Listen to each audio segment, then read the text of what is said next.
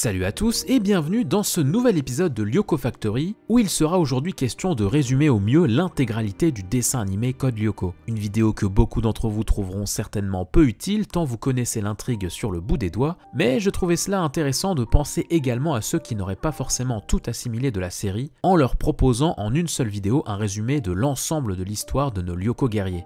Allez, j'espère que vous êtes prêts car on est parti.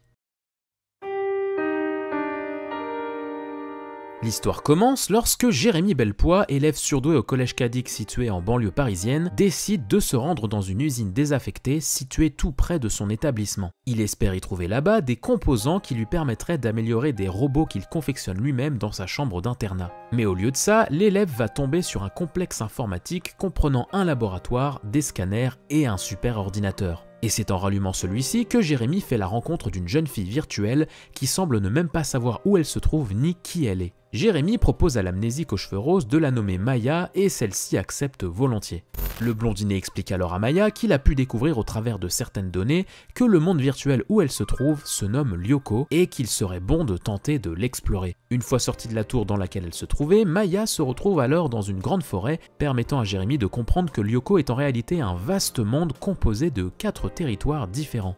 Mais à peine l'exploration venait-elle de commencer que la jeune fille tombe nez à nez avec des animaux qui l'attaquent sans aucune hésitation, forçant Maya à retourner dans la tour là où elle est en sécurité. En parallèle, au collège Cadix, un nouvel élève du nom d'Odd Della Robbia se présente à Ulrich Stern comme étant son nouveau compagnon de chambre en plus d'être un mec très cool. Odd se met d'ailleurs à jalouser le beau brun ténébreux lorsqu'il apprend que la fille du proviseur, Sissi, serait raide dingue amoureuse de lui. Mais quelques heures plus tard, Jérémy se retrouve être la cible de plusieurs attaques d'appareils électroniques, d'abord par le distributeur de boissons, puis par un de ses robots ramasseurs de balles, le tout sous les yeux d'Ulrich. Et ayant remarqué qu'un logo propre à Lyoko apparaissait sur les appareils avant chaque attaque, le blondinet comprend alors qu'il ne peut pas continuer à garder son secret pour lui et décide de mettre Ulrich dans la confidence en l'emmenant à l'usine. Il lui raconte donc l'existence du supercalculateur du monde virtuel Lyoko ainsi que l'existence de Maya. Ulrich sera d'abord très dubitatif par rapport à tout ça, mais finira par y croire et à suggérer à l'autre collégien d'éteindre le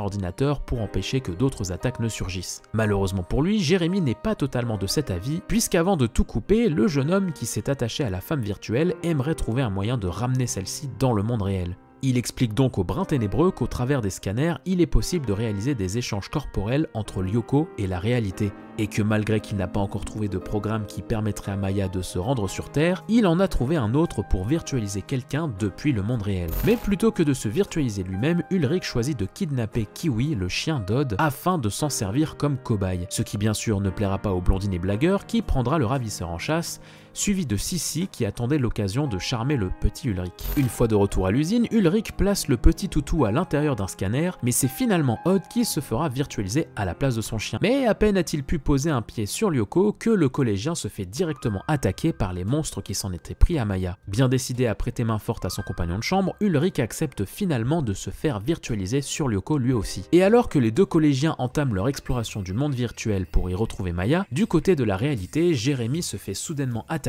par des câbles d'alimentation qui prennent vie, et fort heureusement pour lui, l'élève surdoué se fera secourir par Odd et Ulrich après qu'ils aient perdu tous leurs points de vie contre des monstres du territoire banquise. Et après une nuit de recherche, Jérémy explique à tous ses complices que, tout d'abord, contrairement aux individus provenant du monde réel, Maya ne peut pas se permettre de perdre tous ses points de vie sous peine de disparaître définitivement. Il raconte ensuite que les tours présentes sur Lyoko sont des sortes d'interfaces entre le monde réel et virtuel, et qu'elles sont activées lorsqu'elles sont entourées d'un halo rouge. Jérémy pense alors qu'il suffirait de faire rentrer Maya dans la tour rouge de la banquise pour lui permettre de se matérialiser dans la réalité. Et malgré qu'il soit très dubitatif quant à l'attachement du collégien envers la jeune femme virtuelle, les trois jeunes gens acceptent le défi d'escorter Maya jusqu'à la tour rouge, tout en promettant de ne révéler le secret à personne.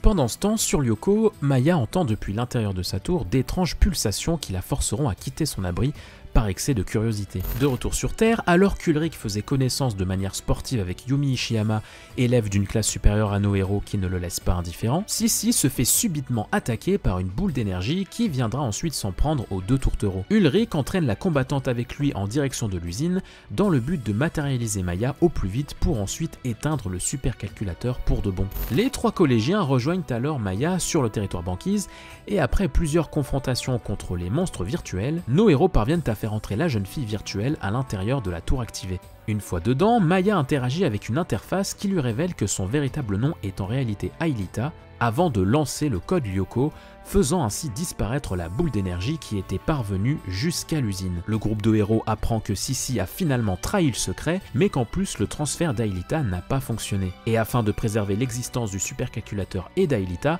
Jérémy lance un programme qu'il a découvert très récemment, le retour vers le passé. Une fois propulsés une journée en arrière, les Lyoko guerriers apprennent avec surprise que l'effacement de mémoire a fonctionné sur absolument tout le monde et même sur Jérémy car il est le seul à ne pas être entré dans un scanner. Et une nuit de recherche plus tard, Jérémy explique à ses 3 nouveaux amis l'existence de Xana, un virus informatique présent en Lyoko qui contrôle l'énergie électrique et qui accède au monde réel en activant les tours du monde virtuel. Conscient que Xana peut attaquer à tout moment, les 4 collégiens décident malgré tout de combattre ce virus et de ne pas éteindre le supercalculateur, du moins pas avant que Jérémy ne réussisse à trouver un programme de matérialisation pour Aelita. Le groupe d'amis promet de ne jamais révéler leurs secrets et c'est ainsi que débute leur lutte contre Xana. S'enchaînent alors pendant plusieurs mois différentes attaques de Xana sur Terre, toutes plus farfelues les unes que les autres, dans le seul but de tuer nos héros qui osent lui résister. Plusieurs mois durant lesquels les Lyoko guerriers jonglent entre vides collégiens et protéger le monde, et durant lesquels Yumi et Ulrich se seront beaucoup rapprochés jusqu'à pratiquement officialiser leur relation. D'ailleurs, si vous tenez à connaître chaque étape de leur complexe histoire d'amour, vous pouvez retrouver sur la chaîne une vidéo qui leur est entièrement consacrée. Jérémy ne cesse de travailler sur le programme de matérialisation d'Aelita, pendant que celle-ci se renseigne toujours plus sur le fonctionnement du monde réel pour se préparer au jour où elle vivra pour de vrai aux côtés de ses amis. Mais à force de persévérance, le blondinet à lunettes trouve enfin le programme permettant d'amener celle dont il est épris dans le monde réel. Les 4 collégiens préparent donc l'arrivée d'Aelita en lui créant une fausse identité et en la faisant passer pour la cousine canadienne de Odd. Jérémy explique alors à tous ses amis que pour atterrir en chair et en os dans un scanner, Aelita doit se rendre dans une tour du territoire de la forêt, là où le surdoué pourra lancer le code terre et matérialiser la femme aux cheveux roses. Et après quelques complications qui obligeront Jérémy à raconter leur secret à Jim Morales, leur professeur d'éducation physique, les Lyoko guerriers réussissent à escorter la jeune fille virtuelle jusqu'à la tour, là où le code terre est lancé et qui permet enfin à leur ami de les rejoindre dans le monde réel. Après une première journée de totale découverte pour Aelita, notre groupe de héros se dit qu'il est enfin temps d'éteindre le supercalculateur et de dire adieu à Xana, mais malheureusement l'inattendu se produit. Au moment où l'ordinateur s'éteint, Aelita perd connaissance, obligeant Jérémy à rallumer la machine. Et après un examen corporel dans un des scanners, le blondinet et sa dulcinée arrivent à la conclusion que Xana a inséré en Aelita un virus la liant directement à lui, obligeant la jeune fille à mourir si jamais le virus malveillant se fait éradiquer. Jérémy se met donc aussitôt au travail pour trouver l'antivirus qui libérera Aelita de l'emprise de Xana, mais ce dernier lance une nouvelle attaque en matérialisant sur Terre plusieurs cancrelats. La princesse de Lyoko décide de retourner dans le monde virtuel pour y désactiver la tour, tout en prenant le risque de ne pas pouvoir revenir sur Terre à cause du virus. Une fois la tour désactivée, nos héros infligent un retour vers le passé à Jim qui lui fait tout oublier de ses mésaventures aux côtés des Lyoko guerriers, et finalement Aelita décide de continuer à vivre sur Lyoko, le temps que Jérémy trouve l'antivirus, de sorte à pouvoir continuer au mieux à prévenir ses amis dès que leur ennemi active une tour. Le combat contre Xana entre alors dans sa deuxième phase. Éteindre l'un signifie éteindre l'autre. Dans le but de faciliter leur combat contre le virus maléfique, Jérémy programme aux Lyoko guerriers 3 véhicules, tous adaptés à leur style de combat, et alors qu'Ulrich et Odd effectuent une course amicale afin de déterminer qui est le plus rapide des deux, un tout nouveau monstre fait son apparition, la Tarentule. Celle-ci inquiète grandement nos héros puisqu'elle inflige bien plus de dégâts que ses confrères, mais aussi parce qu'elle représente une possible augmentation de puissance chez Xana. Une fois de retour dans la réalité, les 4 collégiens annoncent une grande nouvelle à la princesse de Lyoko. En plus des véhicules, Jérémy a programmé un super scan, une sorte de radar aux attaques de Xana capable de les avertir instantanément dès que celui-ci active une tour. Et cela implique donc que Aelita n'a plus à vivre constamment dans le monde virtuel, et nos héros ont donc inscrit leur amie au collège Cadix sous le nom d'Aelita Stones, la faisant toujours passer pour la cousine canadienne de Odd.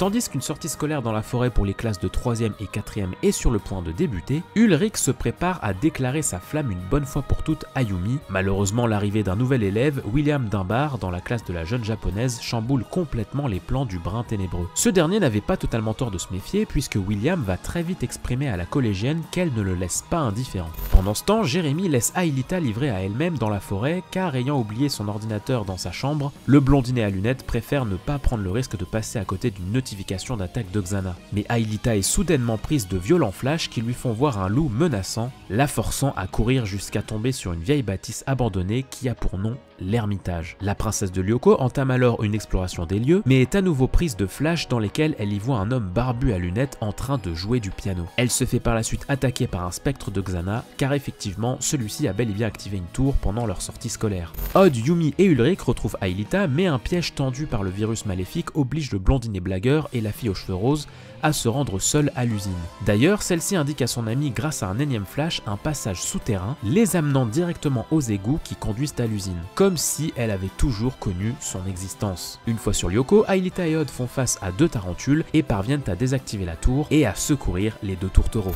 Quelques jours plus tard, Jérémy enquête sur l'étrange ermitage et découvre que son ancien propriétaire s'appelait Franz Hopper et qu'il enseignait il y a plusieurs années de cela au collège Kadik. Le blond à lunettes soupçonne cet homme d'avoir un lien avec Lyoko étant donné que sa maison possède un passage souterrain menant directement à l'usine désaffectée. Dans le même temps, Aelita s'adapte très difficilement à sa vie sur Terre. Malmenée par les collégiens, elle décide dans un élan de désespoir de se réfugier sur Lyoko, là où elle se sent chez elle. Malheureusement, elle se fait très vite attaquer par des monstres, mais les Lyoko guerriers plongent à son secours. C'est alors que Aelita se fait subitement capturer par un transporteur qui l'emporte jusqu'à une zone que nos héros n'avaient encore jamais vue, un 5e territoire. Jérémy parvient à trouver le mot de passe qui appelle le transporteur et nos 3 collégiens partent à la recherche de leur ami kidnappé. Nos héros débarquent alors dans une immense sphère bleue qui abrite un labyrinthe dans lequel se trouvent de nouveaux monstres, des rampants, ainsi qu'une méduse qui cherche à dérober la mémoire de la fille aux cheveux roses. Fort heureusement, nos héros libèrent leur ami de son emprise et ressortent in extremis du mystérieux territoire,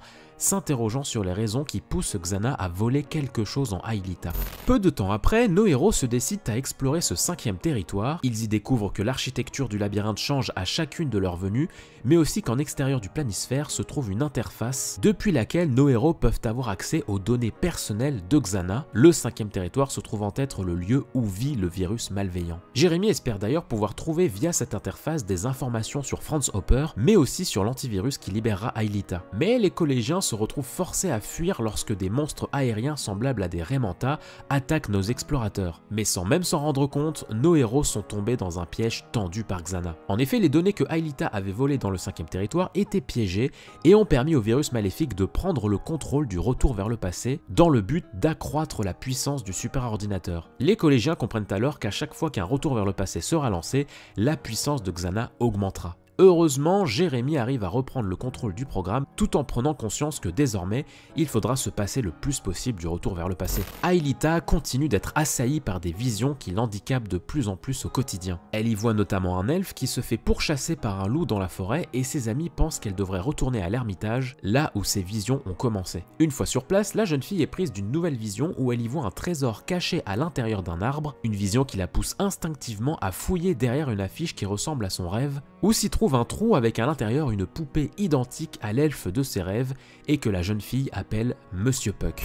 Le groupe d'amis découvre par accident qu'à l'intérieur de cette mystérieuse poupée dont rêve Aelita depuis des jours, se trouve une clé semblable à celle qui ouvre les casiers présents dans des gares. Nos héros se rendent à la gare la plus proche et trouvent le casier correspondant, découvrant à l'intérieur le journal de Franz Hopper réparti en 13 CD-ROM. Et alors que Jérémy tentait de déchiffrer le contenu crypté des CD, Xana invoque un spectre pour prendre le contrôle du blondinet après avoir échoué à tenter de posséder Ulrich et Odd. Le méchant de l'histoire utilise Jérémy pour détruire les CD-ROM, mais malheureusement pour lui, Jérémy a eu le temps de copier les données dans une partie ultra protégée du supercalculateur. Et une fois la tour désactivée, le blondinet à lunettes accepte de se virtualiser pour la première fois sur Lyoko afin de devenir plus résistant au spectre de Xana et de ne plus se faire posséder, malgré qu'il refuse d'y retourner un jour tant l'expérience fut désagréable. Xana tentera plusieurs fois de voler la mémoire d'Aelita, tandis que celle-ci est prise de nouvelles visions mettant en scène des hommes en noir qui la poursuivent, mais notre groupe de collégiens soupçonne leur ennemi d'avoir créé ces visions de toutes pièces afin d'affaiblir la princesse de Lyoko. Mais un jour, Sissi se fait subitement posséder par un spectre afin de faire passer un message à nos héros, celui de les aider. Les Lyoko guerriers soupçonnent d'abord un piège de Xana, mais aucune tour n'a été activée. Odd et Yumi se chargent alors de récupérer Sissi qui a été transportée à l'hôpital à cause de son son drôle d'état, tandis qu'Ulrich et Aelita partent explorer Lyoko afin de s'assurer qu'il ne s'agit pas d'une attaque de leur ennemi. Le samouraï et la princesse découvrent avec surprise la présence sur le territoire forêt d'une tour possédant un halo blanc que les monstres de Xana cherchent à détruire. Le brin ténébreux se met alors à protéger la tour sous la demande de Jérémie, tandis que Yumi et Odd ramènent la collégienne possédée à l'usine non sans mal, le virus maléfique ayant pris le contrôle d'une infirmière de l'hôpital. Le blondinet laisse alors la Sissi envoûtée taper des lignes de code sur l'ordinateur pendant que Aelita désactive la tour qui contrôlait la pauvre infirmière. Et un retour vers le passé plus tard, Jérémie apprend à ses amis qu'il est finalement parvenu à déchiffrer les données offertes par l'étrange entité. Elles contiennent des éléments pouvant aider le jeune homme à concevoir l'antivirus pour Aelita, mais également un message qui indique l'identité de cet être mystérieux. Il s'agissait tout bonnement de Franz Hopper qui, donc, est encore vivant quelque part sur Lyoko. Après un énième passage dans le 5e territoire, nos héros dérobent de nouvelles données à Xana qui permettront enfin à Jérémie de déchiffrer le journal de Franz Hopper. Mais le décryptage risque de puiser tellement d'énergie au superordinateur que Jérémie décide d'activer une tour à son effigie afin de faciliter le travail. Mais malgré que Aelita lance le programme de décryptage depuis la tour de Jérémie, les choses dérapent très vite. Le virus maléfique active non seulement une tour pour piéger Odd et ainsi infiltrer les Lyoko guerriers, mais en plus tente de reprendre le contrôle de la tour verte via les câbles d'alimentation. Et pour couronner le tout, Aelita ne parvient pas à stopper le programme de décryptage qui, dans sa surconsommation d'énergie, offre un libre accès à Xana d'accéder à la partie sécurisée du supercalculateur dans laquelle Jérémie avait stocké toutes les données essentielles à nos héros, comme les armes, ou bien le programme de matérialisation d'Aelita. Fort heureusement pour les Lyoko guerriers, Franz Hopper décide d'intervenir et de reprendre le contrôle de la tour activée par Jérémie, offrant suffisamment d'énergie au programme de décryptage pour décoder le journal en son intégralité, tandis que l'IA malfaisante renonce finalement au hacking de la tour. Et après avoir visionné l'ensemble du journal de Franz Hopper, le blond à lunettes est en mesure d'affirmer plusieurs choses. Il explique à ses amis que c'est bien Franz Hopper qui a créé Lyoko ainsi que Xana, qu'il s'est virtualisé sur Lyoko en même temps que sa propre fille avant d'être capturé par le virus maléfique, tandis que sa fille, elle, a pu survivre sur Lyoko. Oui, Aelita est en réalité la fille de Franz Hopper, le créateur de Lyoko. Plus tard, Jérémie montre des extraits vidéo du journal de Franz Hopper à ses amis où celui-ci explique qu'un projet secret du nom de Carthage dont il faisait partie œuvrait sans qu'il ne le sache à des fins militaires destinées à bloquer des communications ennemies. Il explique ensuite que la création de l'IA maléfique avait pour but de détruire Carthage et qu'en découvrant la fonctionnalité du supercalculateur à remonter dans le passé, le grand génie a pu s'offrir tout le temps nécessaire pour façonner son monde virtuel. Et enfin, celui-ci révèle qu'en lui et en Aelita se trouvent les clés du monde de Lyoko et qu'il prit la décision de s'y virtualiser avec sa fille afin d'en devenir les maîtres et de ne plus jamais être poursuivi par Carthage. Jérémie comprend alors que ces fameuses clés sont ce que cherche à dérober Xana dans la mémoire d'Aelita afin de s'évader du supercalculateur et de dominer le monde. Plus tard dans la journée, le blondinet surdoué explique à ses amis qu'il faisait fausse route et que la princesse de Lyoko n'est pas liée à Xana par l'intermédiaire d'un virus, mais tout simplement parce qu'une partie d'elle lui a été dérobée par leur ennemi et que Jérémie aurait localisé ce fragment dans le 5e territoire. Le jeune garçon propose à ses amis d'aller le chercher au plus vite, mais la jeune fille aux cheveux roses exprime un grand désaccord quant à cette mission récupération, car elle se sent colérique d'avoir eu un père qui lui a au final volé sa vie, mais aussi parce qu'elle ne souhaite plus prendre le risque que Xana lui vole les clés qui lui permettraient de conquérir la Terre. Elle va aller jusqu'à se sacrifier en éteignant elle-même le supercalculateur par désir de protéger le monde. Elle est bien évidemment secourue par son Roméo qui lui promet que la mission se déroulera très bien et qu'ils vaincront enfin leur ennemi. Les Lyoko guerriers se virtualisent donc sur Lyoko, se rendent au 5e territoire et après plusieurs combats parviennent à atteindre le fragment manquant d'Aelita grâce aussi à l'aide de Manta contrôlée par Franz Hopper. Malheureusement, tout cela était un énième piège de Xana qui s'est arrangé pour isoler complètement la princesse aux cheveux roses en faisant s'effondrer la salle du faux fragment. La Méduse apparaît alors face à la jeune fille prise au piège et parvient pour de bon à lui voler intégralement sa mémoire avant de relâcher la princesse, inerte et sans vie. Et c'est dans un ténébreux grondement que Xana s'échappe du supercalculateur et de l'usine, tandis que Lyoko s'endort, meurt petit à petit, chacune des tours se faisant activer par le virus maléfique. Les héros sont dépités face à leur échec, mais une fois de plus, Franz Hopper retourne la situation. Il redonne vie à Lyoko en réactivant les tours à son effigie et ranime Aelita en lui offrant ses souvenirs disparus de sa vie passée. La jeune fille se revoit grandir aux côtés de Franz Hopper et de sa mère qui disparaît mystérieusement. Elle revit également le jour où des hommes en noir ont débarqué à l'Ermitage, obligeant le père et sa fille à fuir jusqu'à l'usine et à se virtualiser ensemble dans un monde que le créateur jugeait sans danger. Aelita se fait ensuite dévirtualiser et retourne auprès de ses amis. Une fois de retour à Cadic, nos héros discutent sur ce qu'ils viennent de vivre et constatent donc qu'Aelita est enfin redevenue pleinement humaine, qu'elle est enfin libérée de ce qui la lie à Xana, mais que ce dernier aussi est désormais libre, présent quelque part dans le réseau mondial. Et malgré qu'ils ne savent plus comment éradiquer leur ennemi, les Lyoko guerriers décident de continuer leur lutte contre l'IA maléfique, leur combat entrant alors dans sa troisième phase. C'est la rentrée scolaire. Yumi passe en seconde tandis que ses amis passent en troisième. À la grande surprise de Jérémy, Xana, désormais libre dans le réseau informatique mondial, n'a pas donné signe de vie de tout l'été. Mais afin de surveiller les actions de l'IA maléfique et de le combattre directement dans le réseau, le génie à lunettes programme un super scan capable de détecter leur ennemi dans le monde entier, tout en cherchant un moyen pour envoyer les Lyoko guerriers l'affronter dans le vaste réseau internet. Peu de temps après, Yumi décide de faire le point sur sa relation avec Ulrich. Elle est fatiguée de toutes leurs querelles survenues l'année dernière, notamment à cause de William, et préfère donc qu'ils restent copains, et c'est tout. C'est alors que Xana fait enfin son grand retour et envoie tout un régiment de monstres dans une salle du 5e territoire. Nos héros se rendent sur place dans une salle qu'ils n'avaient encore jamais vue et qui se trouve être le lieu où réside le cœur de Lyoko, ce que les monstres cherchent à détruire. Tous les Lyoko guerriers combattent alors l'armée de rampants, même Aelita qui a développé pendant l'été un pouvoir offensif, le champ de force. Et maintenant qu'elle est redevenue complètement humaine, elle peut désormais elle aussi perdre tous ses points de vie et se dématérialiser comme ses amis,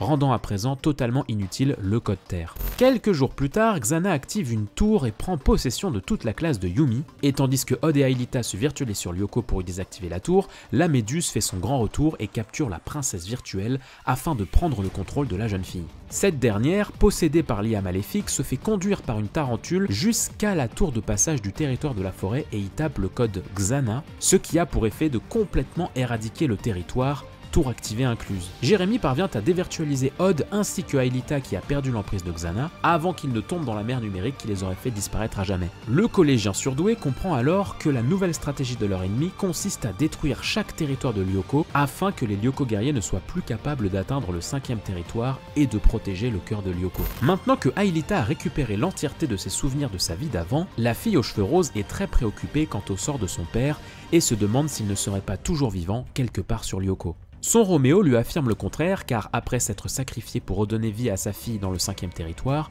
il ne resta plus aucune trace numérique de Franz Hopper. Cela contrarie beaucoup la jeune fille qui court se réfugier à l'ermitage, là où elle vivait, en se remémorant les derniers instants qu'elle passa auprès de son père lorsqu'ils se sont virtualisés pour la première fois. Elle se rappelle par exemple de l'instant où son père lui a informé que Xana eut accès à la conscience et que c'est à partir de ce moment-là que le virus malveillant se retourna contre son créateur. Elle se souvient aussi que ce fut Franz Hopper lui-même qui éteignit le supercalculateur après avoir échoué à négocier avec Xana.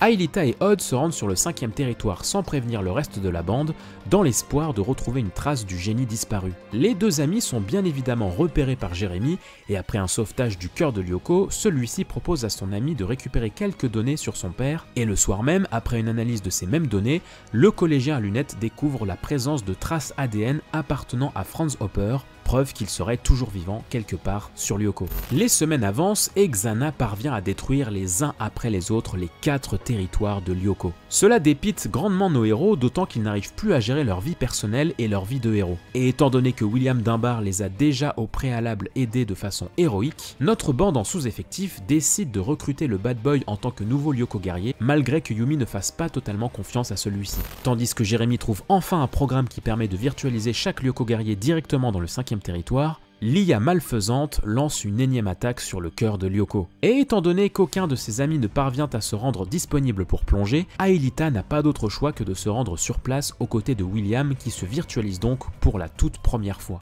Mais trop emporté dans le feu de l'action, William ne prend pas sa mission suffisamment au sérieux et se fait piéger par la Méduse, qui se met à le contrôler avant que celui-ci dévirtualise Aelita. Nos héros parviennent finalement à se libérer et rejoignent au plus vite l'épéiste dans la salle du cœur, mais malheureusement, ce dernier se débarrasse sans aucun mal de chacun des Lyoko guerriers avant de détruire le cœur et de supprimer intégralement Lyoko. William tombe dans la mer numérique, mais ne se fait pas dévirtualiser et ne se fait pas libérer de l'emprise de Xana. Complètement abattu, notre bande se rend à l'ermitage, sans savoir comment continuer à combattre leur ennemi. Mais véritable coup de théâtre, l'ordinateur portable de Jérémy se met subitement à sonner, informant au groupe de héros que Franz Hopper, en provenance du réseau, leur aurait envoyé un message. La dernière bataille contre Xana était sur le point de commencer.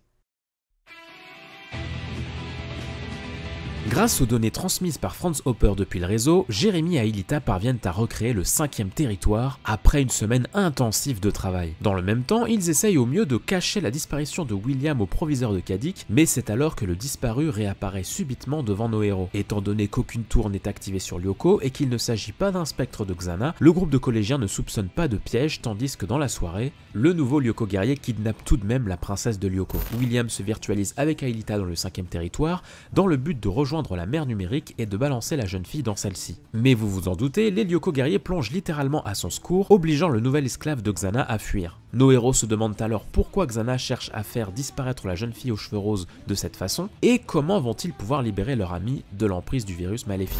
Le blondinet à lunettes, en plus de reconstruire les 4 territoires restants de Lyoko, d'améliorer les équipements de nos héros et de trouver un moyen de ramener William, n'arrive plus à se rendre disponible pour les cours au collège. Il décide donc d'activer une tour pour créer un faux Jérémy qui prendra sa place, le temps de parvenir à tout programmer. Mais malheureusement, William s'amusera à prendre le contrôle de la tour et ainsi à posséder le clone de Jérémy. Mais fort heureusement pour le collège Cadic, les Lyoko guerriers contrarient les plans de Xana, qui sera contraint de fuir Lyoko. Notre bande décide ensuite de créer une nouvelle réplique, mais cette fois-ci pour William, afin de dissimuler les soupçons dus à son absence.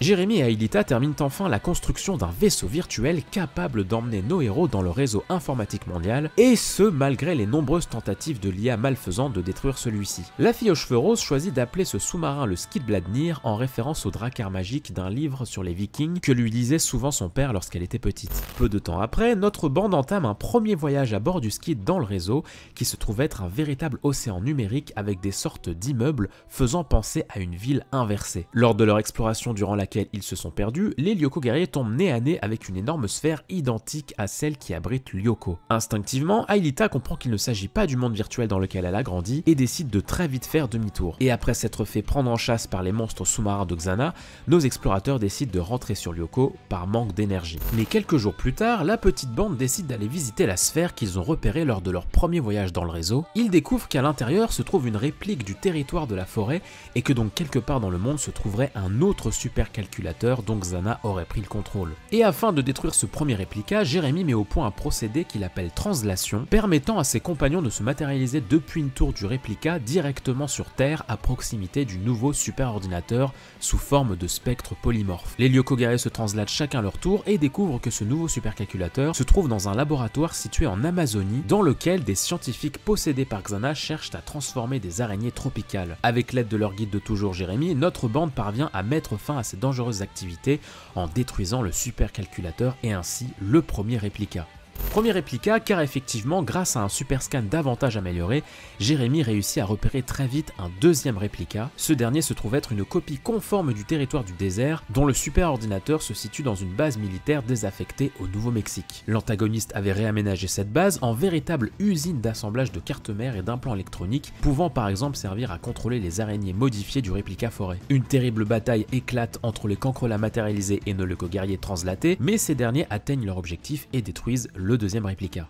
Tous les Lyoko guerriers rentrent chez leur famille pour les fêtes de fin d'année, laissant à contre-cœur Aelita seule à Cadic, malgré qu'elle continue de revivre la disparition de sa mère en cauchemar. Elle se fait malheureusement piéger par Xana qui se fait passer pour Franz Hopper pour attirer la jeune fille jusqu'à Lyoko dans une bulle virtuelle qui recréa le chalet familial de ses souvenirs. Inquiet de la non-réponse de leur ami, la bande de collégiens se rend à l'usine pour prêter main forte à Aelita qui se fait balancer dans la mer numérique par William. Nos héros pensent alors que la princesse est perdue à jamais, mais une bulle de lumière virtuelle que Xana s'empresse d'attaquer surgit de la mer numérique. Cette entité semble avoir porté secours à Aelita puisqu'il la dépose sur la banquise saine et sauve. Jérémy comprend que cette bulle n'est autre que Franz Hopper et ordonne à ses Lyoko guerriers de le protéger des attaques de monstres. Franz Hopper parvient à s'enfuir en retournant dans la mer numérique, laissant l'antagoniste particulièrement contrarié. Les collégiens comprennent alors que si Xana cherche à emmener Aelita dans la mer numérique, c'est uniquement pour faire sortir Franz Hopper de sa tanière qui se cache quelque part dans le réseau. Quelques jours plus tard, nos héros repèrent un troisième réplica qui se trouve être une copie du 5e territoire. Odd et Yumi sont translatés et se retrouvent dans une station orbitale inoccupée dans laquelle Xana fabrique des armes sphériques et métalliques meurtrières. l'air. Et grâce à un peu de liquide présent dans la station, les jeunes intrus font court-circuiter le supercalculateur et détruisent ainsi ce troisième réplica. Peu de temps après, direction la Sibérie où l'IA maléfique a pris le contrôle d'une base scientifique. Lors de leur exploration dans la base, Yumi et Odd découvrent avec stupeur la présence de cervelles flottant dans un liquide verdâtre, mais leur mission est perturbée par la présence de William qui s'est lui aussi fait translater par Xana. Et dans le but d'annuler cette translation gênante, Aelita, avec l'aide d'Ulrich, se rend dans la tour activée du réplica qui gère cette translation afin d'y entrer le code Lyoko. Mais avant de se faire, la princesse aux cheveux roses a la brillante idée de pirater cette même tour afin de récupérer des données qui pourraient aider Jérémy à trouver un moyen de récupérer William. Une fois cela fait, Aelita annule la translation du collégien captif avant qu'un événement chamboule totalement la mission des Lyoko guerriers. L'antagoniste, en utilisant l'énergie de tous ces réplicas, virtualise un tout nouveau monstre ultra puissant,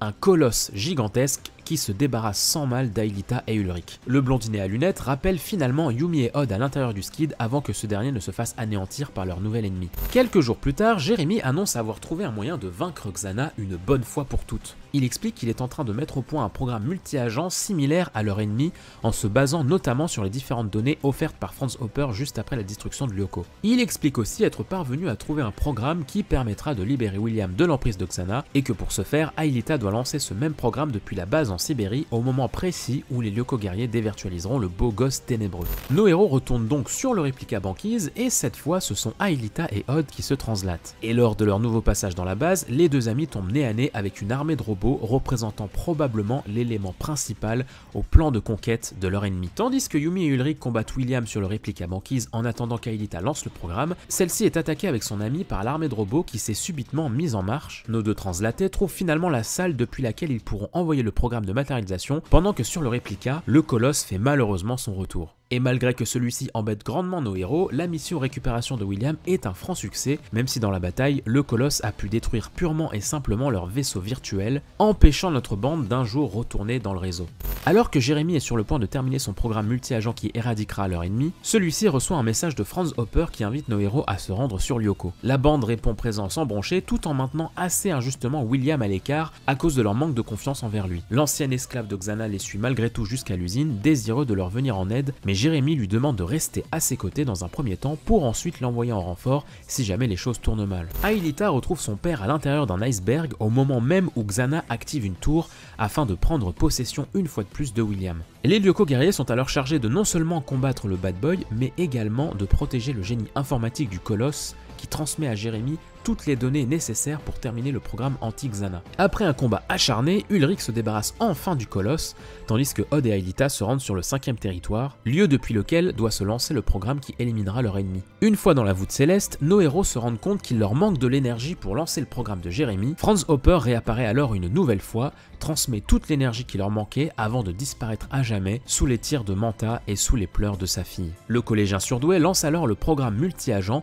qui élimine chaque monstre de Xana, chaque réplica, mais aussi chaque parcelle virtuelle appartenant au virus maléfique. Les Lyoko guerriers ont enfin gagné, Xana est détruit. Maintenant que la bataille est terminée, la bande se réunit pour éteindre le supercalculateur pour de bon et ainsi mettre un terme à leur aventure. Mais contre toute attente, seul Yumi semble vraiment vouloir éteindre le super ordinateur. Cela jette un grand froid entre la jeune japonaise et le reste de ses amis. Ces derniers ont peur que leur amitié disparaisse en même temps que Lyoko et que leur vie héroïque finisse par leur manquer au plus profond d'eux-mêmes. Mais après mûre réflexion, toute la bande accepte de finalement éteindre le supercalculateur, mettant fin à une vie héroïque pleine de dangers et d'aventures inoubliables.